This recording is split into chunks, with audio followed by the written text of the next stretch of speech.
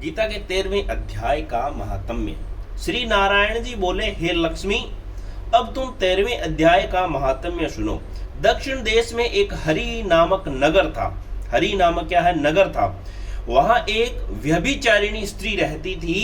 एक दिन एक पुरुष से उसने वचन किया कि मैं अमुक स्थान से तेरे पास आऊंगी, तुम वहां चलो। वह पुरुष किसी अन्य स्थान पर चला गया और वह स्त्री उसे ढूंढती ढूंढती हैरान हो गई, पर वह मनुष्य न मिला। इधर वह पुरुष भी भागता फिरे। वह गणिका घर पर उसकी राह देखने लगी। राह देखते देखते सारा दिन व्यतीत हो गया। शाम हुई तब वह गणिका प्रीतम का नाम लेकर पुकारने लगी। इतने में ही वह पुरुष मिल गया। दोनों बड़े प्रसन्न होकर बैठे कि इतने में एक शेर आया। गणिका को डरी देखकर सिंह बोला, अरे गणिका, मैं तुझे खाऊंगा। गणिका बोली, तू अपने पिछले जन्म की बात कह, तू कौन है? सिंह बोला, मैं पूर्व जन्म में ब्राह्मण था, झूठ बोला करता था, बड़ा लोभी था, जुआ खेलता था तथा दूसरे का धन हर लेता था। एक दिन प्रातःकाल घर से निकलकर चला तो मार्ग में गिरते ही देह छूट गई। यमदूत पकड़ पकड़ कर धर्मराज के पास ले गए। देखते ही धर्मराज ने हुक्म दिया, इसी घड़ी ब्राह्मण को सिंह का जन्म दे दो। यह देह मुझे मिली और हुक्म दिया, जो प्राणी पापी दुराचार करने वाला हो उनको तू खाया कर, और जो साधु वैष्णव हरि भक्त हो उनके पास तू कभी न जाना। हे गणिका, मुझे धर्मराज की यही आज्ञा है।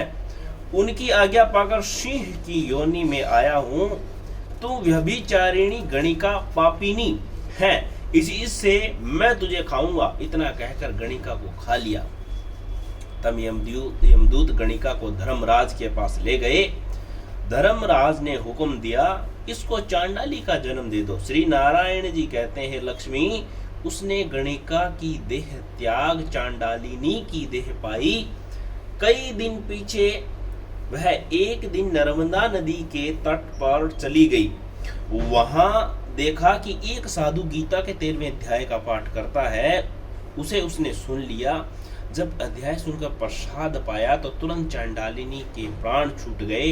देव देही पाई, आकाश से विमान आया जिस पर बैठकर वैकुंठ को चली। फिर उसने उस साधु से प्रार्थना की, हे संत जी, गीता के एक श्लोक के पाठ का फल उस सिंह के निमित्त दे दो, जो उसका भी उद्धार हो जाए। तब उसी संत ने उसे भी पाठ का फल दिया, जिससे तत्काल उस सिंह की देह छूटी और देव देह पाई। तब दोनों विमान पर चढ़कर बैकुंठ वासी होकर परम धाम को प्राप्त हुए। बोलो गीता मैया की जय हो। भूचो गति माफ करो दीन बंधु।